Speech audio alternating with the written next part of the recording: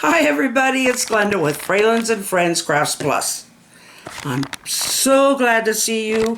I've been missing you guys. I don't know what's going on. I'm sure everybody's busy, but I did want to show you. I know this last one wasn't up to my standards at all, and I've got pretty low standards when it comes to my painting. But I took that real dark cloud out of the sky and put kind of a little halo around Joseph. I think it cleared it up a lot. And it is about the story.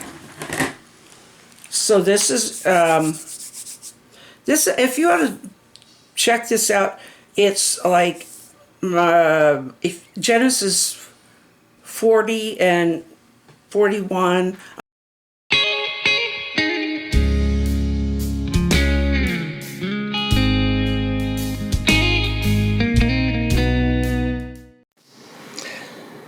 Okay, as I'm painting this, in Genesis chapters 39 through, I'm in 41 now, with this part of Joseph's story, that's where you will find this reference that I'm using.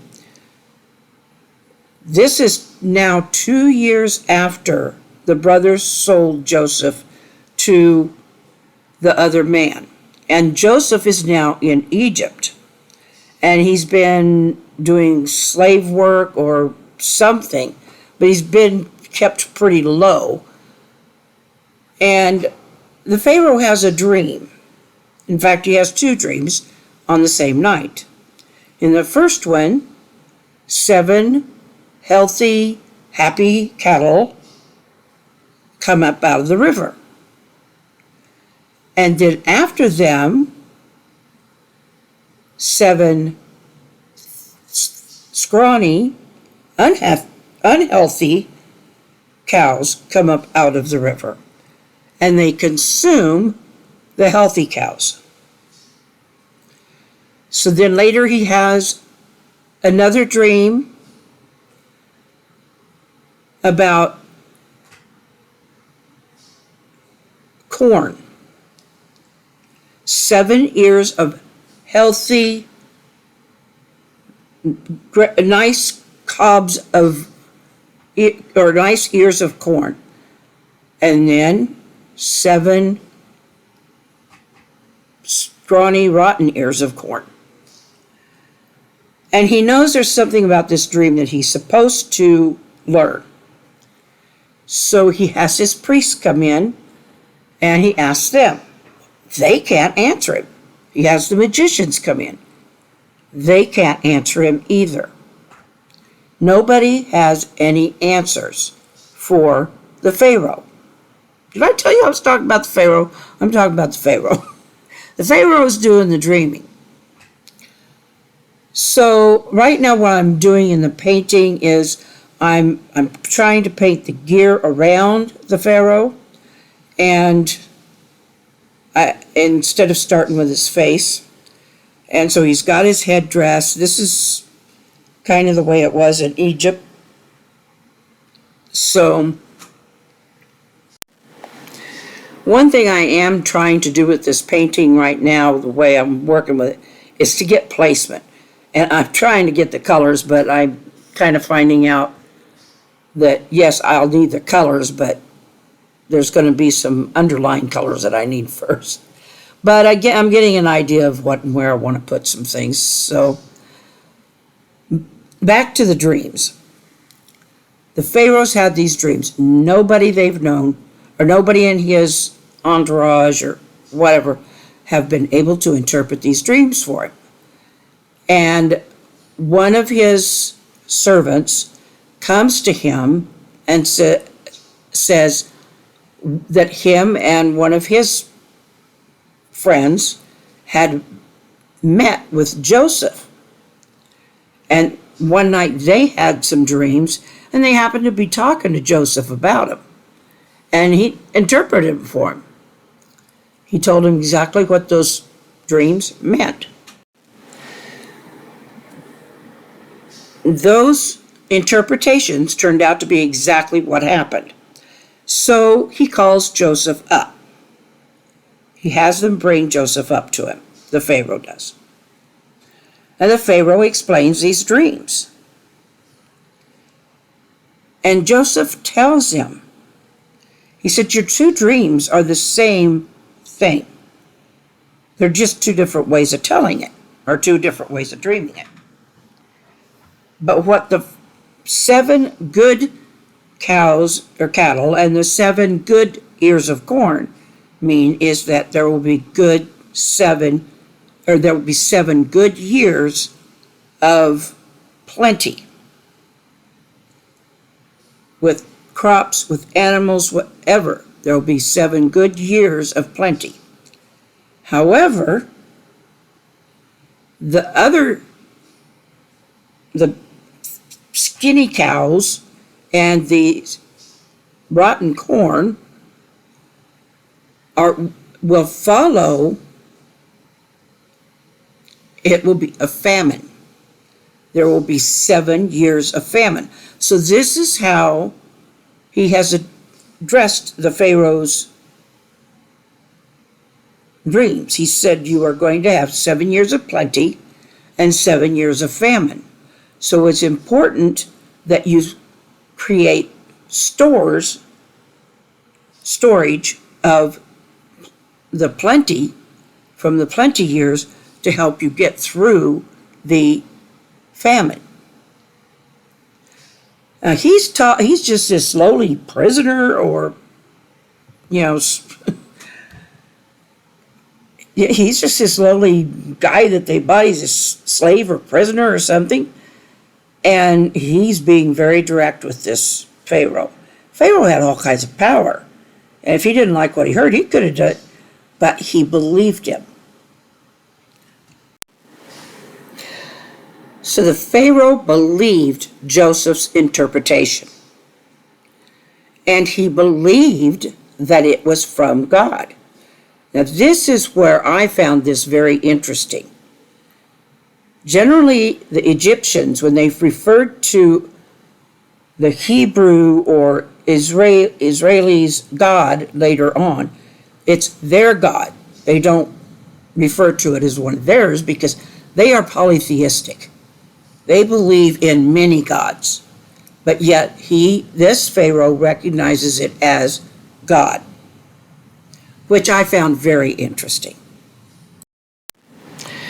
So what happens now is nothing less than miraculous. The Pharaoh puts Joseph in charge of the whole of Egypt. He makes him ruler over Egypt. He has them dress him in fine clothes, and gives him his ring. And the only person that Joseph will answer to is the Pharaoh himself. Nobody's going to be getting in between him and the Pharaoh, not his priest, nobody. It's just all going to be the Pharaoh and Joseph. So I just want to take a little bit of time here while I'm painting the faces and all that, and just think about what this really means. Jacob has favored his son, and he has displayed that favoritism by giving him a special gift, which the brothers automatically recognize is a special gift from their father to his favorite son. Now, most kids don't like to hear that they're favorites or that there's somebody else favorite over them. So that doesn't excuse what his brothers did, but it kind of explains maybe they thought they had a reason, but no, it was not right what they did at all. But we go back, okay, Jacob took Esau's,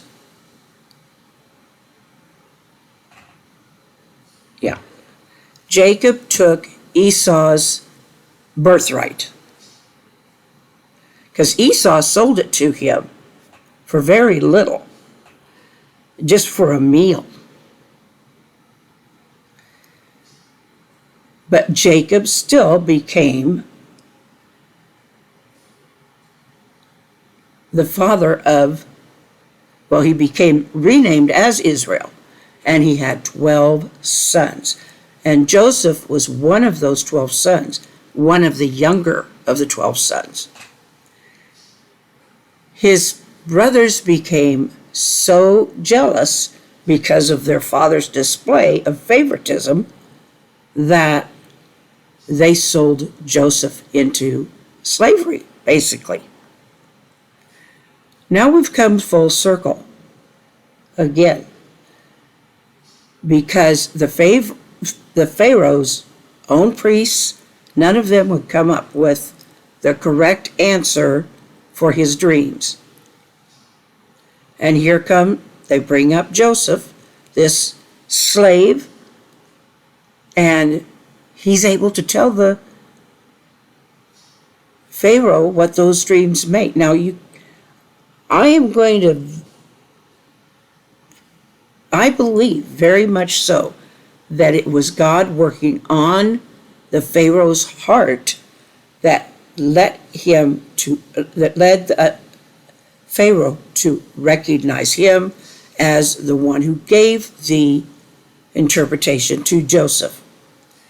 And Joseph's interpretation was so wise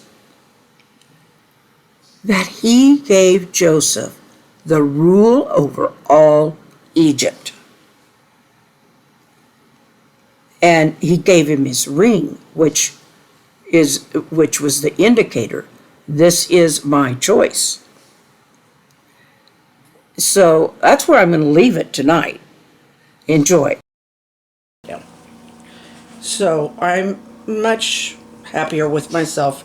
I was really, really just able to throw in I don't know, maybe I must have had some kind of a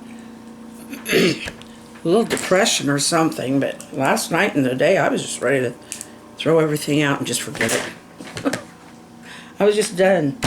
I just had a really bad attitude. I was just really feeling depressed about things. As soon as I came in here tonight and started working with this canvas, it went away. I guess I do need to do this. And I know I need you guys. I really do. And I guess I do need to do this kind of thing. I need the recreation. I need the creative part of it. So, I'll see you tomorrow. Thank you so much. Please do subscribe if you haven't, and click that notification bell. And do leave a comment, please, because that's how I know that you've actually watched and that you've gotten something from it. If you could tell me who this story was about, that would be a good comment. And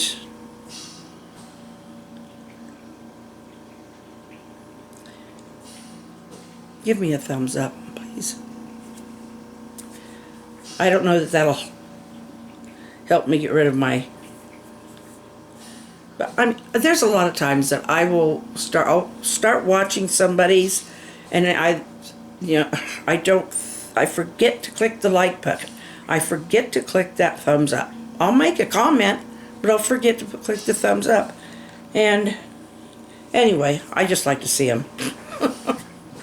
So take care of yourselves. That's the most important part. Love yourselves. Love your family and those around you. I love you. Smile and wave. Good night.